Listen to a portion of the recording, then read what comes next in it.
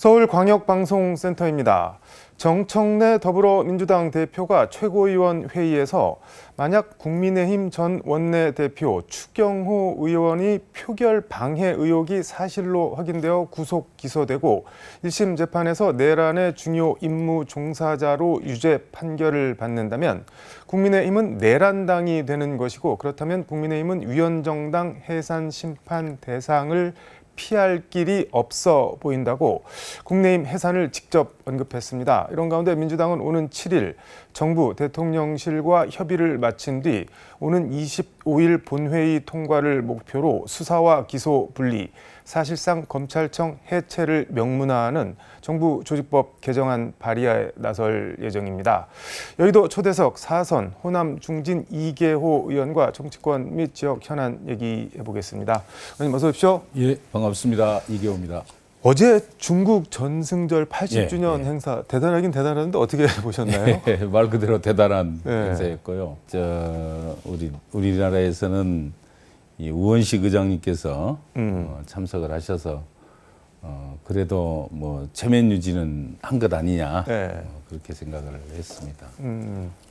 근데 중앙일보는 신문 예. 일면 제목을 반미연대라고 뽑았는데 이게 북중러 정상이 한 줄에 같이 쓴 게 지난 1959년인가 예. 중국 건국절 행사 때 김일성, 마오쩌둥, 그다음에 후르쇼프 소련 공산당 서기장 이후 이게 66년 만이라고 하는데, 당시 김일성 주석이 마오쩌둥 주석 오른쪽으로 4번째인가 섰다고 하는데 이번에는 김정은 위원장은 시진핑 주석 바로 왼쪽 옆에 예, 그랬대요. 네. 뭐 할아버지 김일성보다 위상이 더 세진 거 아니냐, 뭐 이런 평가도 나오고 하는데 이거 뭐 어떻게 봐야 되는 건가요? 이치를 가지고 이상을 지는 게 이제 맞는지는 모르겠습니다만은 어쨌든 저는 어제 그 모습을 보면서 우리가 자초한 일 아닙니까? 윤석열 정권 때 러시아, 중국을 완전히 우리의 적성 국가로 만들어 놨기 때문에 우리가 자초한 일이다 이렇게 생각을 했고요. 그 모습을 보면서 정말 이제 이재명 정부의 실용 외교가 빛을 좀 발해야 되겠구나. 제대로 좀 작동이 되어서 대중국 관계, 대러시아 관계 정말 복원을 하고 우리의 국익을 위해서 무엇이 필요한 것인지 정말 냉철하게 보는 그러한 이 외교 정책이 시행이 돼야 되겠구나 하는 것을 우리가 정말 실감한 그런 장면 아니었겠습니까? 저는 그렇게 봤습니다. 알겠습니다. 페이스북 보니까 최근 중앙아시아 천산산맥 다녀오셨던데 뭐 어떤 일로 갔다 오신 건가요? 예, 제가 이 아시아 정당 의원 연맹이라는 단체가 있는데 그게 한국 회장입니다. 그래서 이제 또 마침 그 아시아 정당 의원연맹 회장국이 우리 대한민국이거든요. 제가 회장은 아니고 전체 의장국이라고 그러는데 의장은 이제 정의용 전 외교부 장관께서 의장을 맡고 계십니다. 그래서 이제 이번에 새롭게 가입을 한 국가의 정당들을 이제 방문을 해서 상임위원 이촉을 하도록 돼 있습니다. 그래서 우즈베키스탄하고 카자흐스탄을 제가 한국 회장 자격으로 다녀왔고요.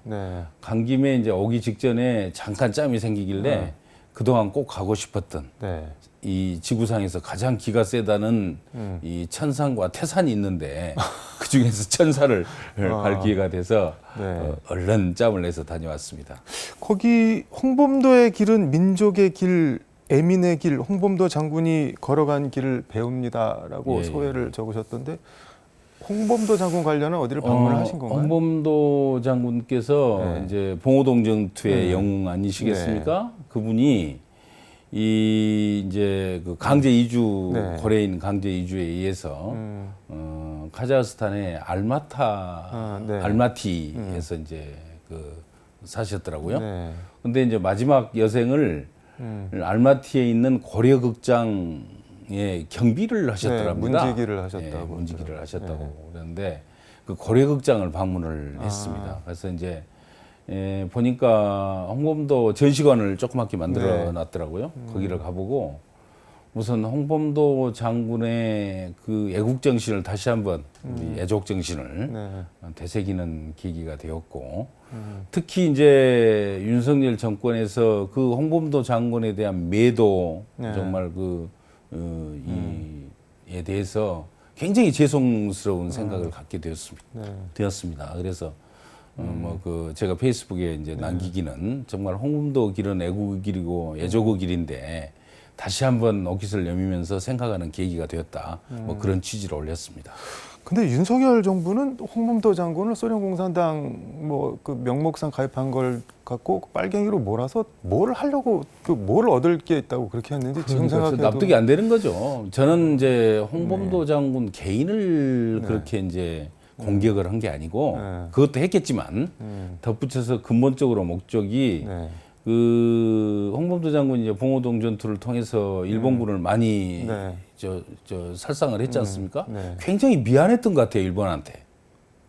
그럴 리가 있을까요? 그렇지 않고 어떻게 그런지를 할 수 있습니까? 그리고 그런 걸 놓고 보면 정말 홍범도 장군을 공격을 하는 것이 전체적인 독립운동을 폄하하고 또 독립운동 자체의 그 역사성이나 가치를 평가절하하는 그렇게 하기 위한 그러한 이 모습 중에 하나가 아니었냐 저는 그렇게 보고 있습니다. 그러니까 대한민국 건국의 뿌리를 임시정부가 아니라 이승만 정부에서 찾으려고 하는 거랑 이렇게 맥이 좀 닿아 있다는 생각이 드는데요. 그렇게 되면 이제 거기에 깔려 있는 의도가 굉장히 다양하거든요. 말하자면 친일을 미화하고 독립운동 자체를 반국가 단체로 매도를 하고 그러한 의도를 바닥에 깔아놓고 한 그러한 행동 중에 그 정책 중에 하나였다 이렇게 생각합니다.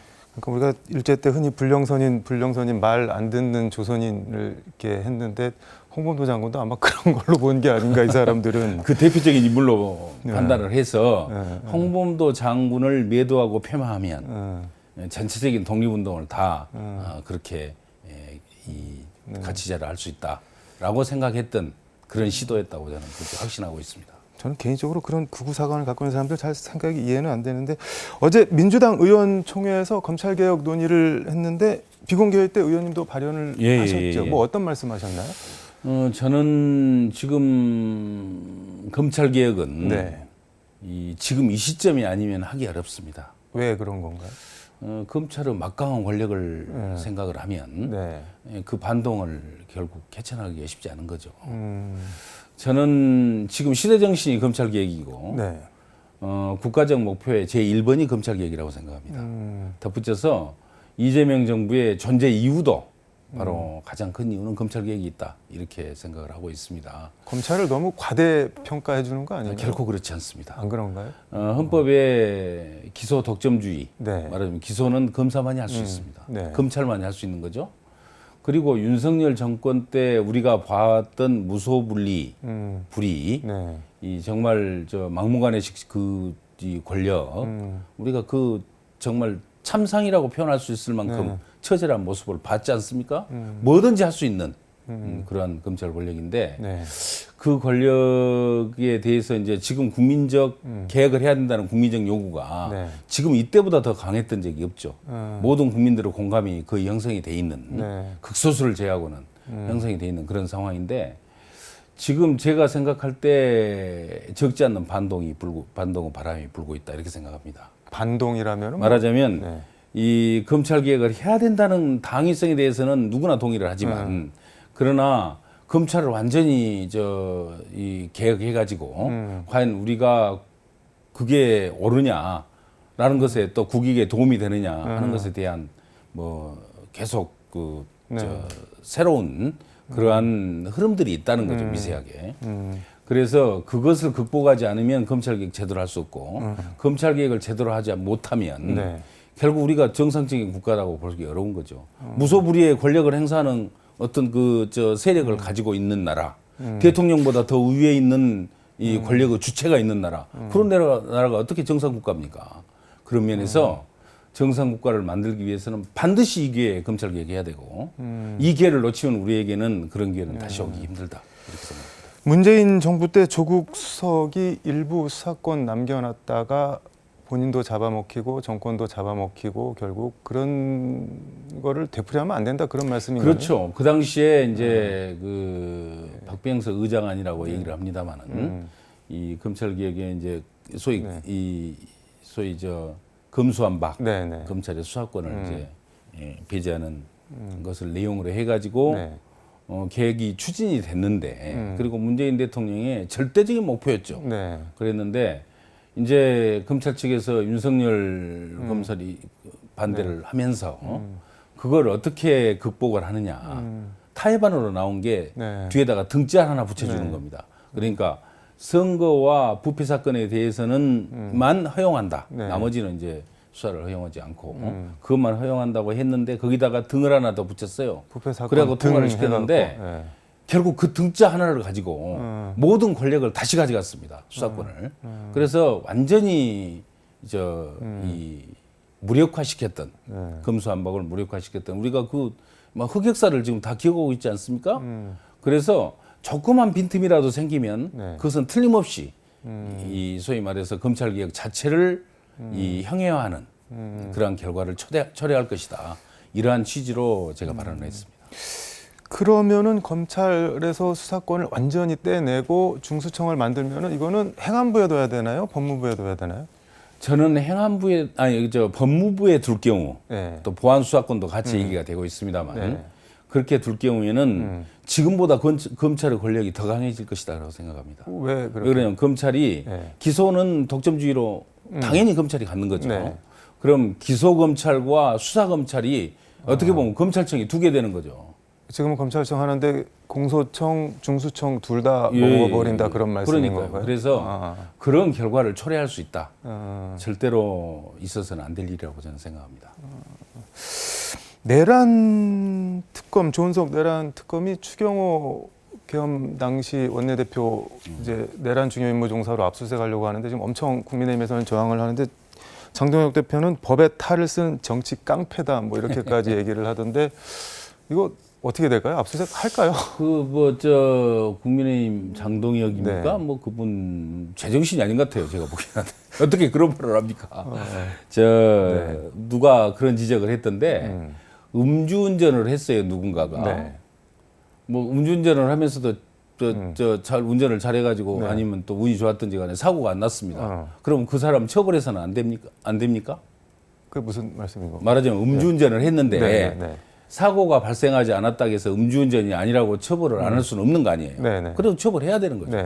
윤석열이 내란을 했지만 아무런 결과도 나타나지 않아서 달빛을 위를 걷는 달빛 그림자 같은 그런 말도 안 되는 이 궤변을 늘어놓던데 그것에 의해서 판단을 해서 특검을 즉 내란 특검 자체를 부정하는 그게 국가를 부정하는 거고 국가 공권력을 부정하는 거 아닙니까?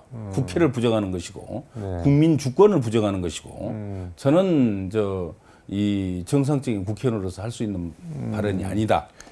딱 단정적으로 얘기하겠습니다. 공산당식 인민 재판을 하려고 한다. 뭐 이런 말도 나오던데요, 국민의힘에서는. 그건 그 사람들 사이에 상당히 만연해 있는 일반적인 정서인 것 같아요. 민주당을 윤석열은 뭐라고 그랬습니까? 반국가 세력이라고 단정했습니다. 민주당 정권 하에 그러니까 반국가 세력 정권 하에 특검이기 때문에 그건 공산당식 인민 재판이다. 이렇게 보는 관점이죠. 그래서 있을 수가 없는 얘기고요.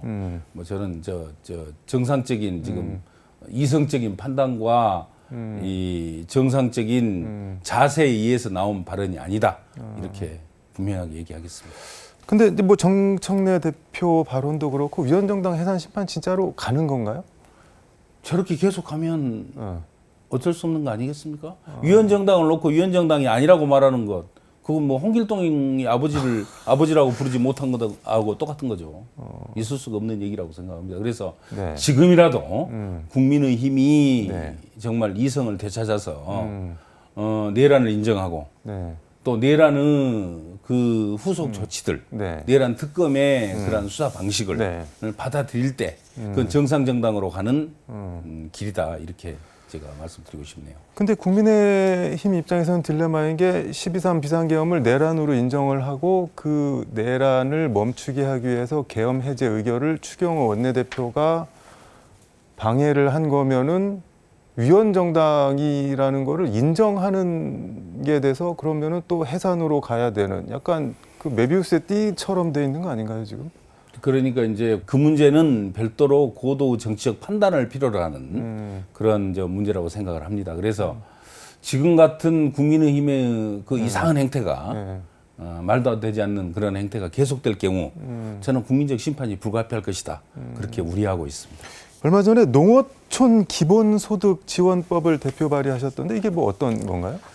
지금 지방 소멸의 문제, 네. 그것도 이제 뭐 검찰 개혁 못지않는 국가적으로 해결을 해야 될 과제 아니겠습니까? 네. 근데 이제 지방 소멸이 농촌 지역을 중심으로, 농어촌 지역을 중심으로 아주 그 가열화되고 있는 거죠. 네.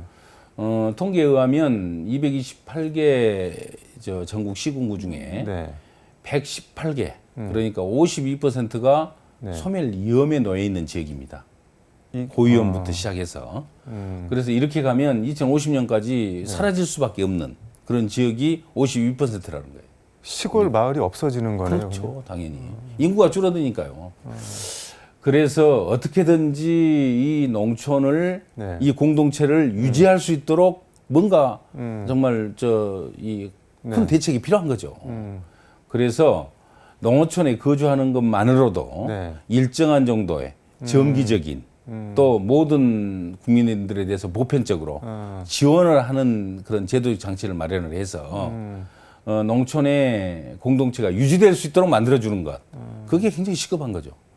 그래서 이제 제가 내놓은 법안은 농어촌 지역의 주민들에게 매월 한 20만 원 정도 그런 정도의 기본 소득을 지원을 하면 그것도 이제 지역 화폐로 지원을 해서 그 20만 원을 또 지역 내에서 소비할 수 있도록 해주면 우선 인구를 유입하는 효과도 가져올 수가 있을 것이고 최소한도 인구 유지하는 효과는 가져올 거다. 이렇게 보는 거죠. 근데 뭐 이렇게 거기에 덧붙여서 지역 화폐로 또 지역 내 선순환이 이루어지면서 지역 경제도 일정한 정도 부양하는 효과까지 같이 거둘 수가 있어서 지역 소멸을 막는 대단히 유용한 수단으로 활용될 수 있다. 이렇게 해서 농어촌 기본소득법을 대표 발의를 했습니다. 근데 언뜻 그런 생각도 드는데 20만 원 받자고 시골로 불편하게 들어갈까? 뭐 그런 생각도 드는데. 개인별로 20만 원이니까 예를 들어서 3인 가족 정도 되면 60만 원 정도 되겠죠. 그래서 상당히 그 지역 내에 이제 거기에 뭐 여러 가지 다른 이전 소득까지를 포함하면 농촌에서 최소한도 살아가는 데는 지장이 없도록 그렇게 뒷받침을 해주는 게 필요하다. 이렇게 본 거죠. 알겠습니다. 아리배 국가산단 전남 유치는 지금 시간이 없어서 못 물어볼 것 같고 요거 하나만 여쭤보겠습니다. 지금 호남 유일의 사선 중진이시고 행정고시 출신으로 기초지자체장 여러 곳 하셨고 전남부지사 하셨고 농림수산식품부 장관도 하셨는데 내년 지자체 선거 전남지사 나오시는 건가요? 예, 전남지사직을 하느냐 안 하느냐 문제는 전남을 새롭게 바꿀 수 있는 자신이 있을 때 판단할 수 있다고 생각을 합니다. 저는 제 자신을 감히 이제 조금 소개를 드리면 이 행정고시에 합격해서 전남도에서 그리고 중앙부처인 행정안전부에서 오랫동안 근무를 했고 또 국회의원으로서 사선으로 활동을 하면서 뭐 여러 직책들 최고위원, 정책위 의장을 거쳤고 또 아울러서 농림축산식품부 장관직을 수행을 했습니다. 그래서 지방행정 경력, 중앙행정 경력, 또 정치 경력까지 두루 갖춘 어떻게 보면 맞춤형 도지사감이다. 뭐 제 스스로는 그렇게 생각을 하고 있습니다. 도민들이 알아줘야죠. 그래서 제가 갖고 있는 전남을 어떻게 변화시킬 것이냐 이러한 비전들을 수시로 설명해 나가면서 도민들이 인정을 받을 때 가능하다고 생각하고 또 그러한 포부를 가지고 지금 열심히 뛰고 있습니다. 전남을 변화 발전시킬 수 있는 자신이 쓰면은 그때 다시 한번 모셔서 또 말씀 들어보도록 하겠습니다. 일단 자신 있으니까 뭐 열심히 뛰고 있죠. 네네. 알겠습니다. 오늘 말씀은 여기까지 듣도록 하겠습니다. 고맙습니다. 네, 감사합니다. 지금까지 서울광역방송센터에서 이계호 민주당 의원과 함께 전해드렸습니다.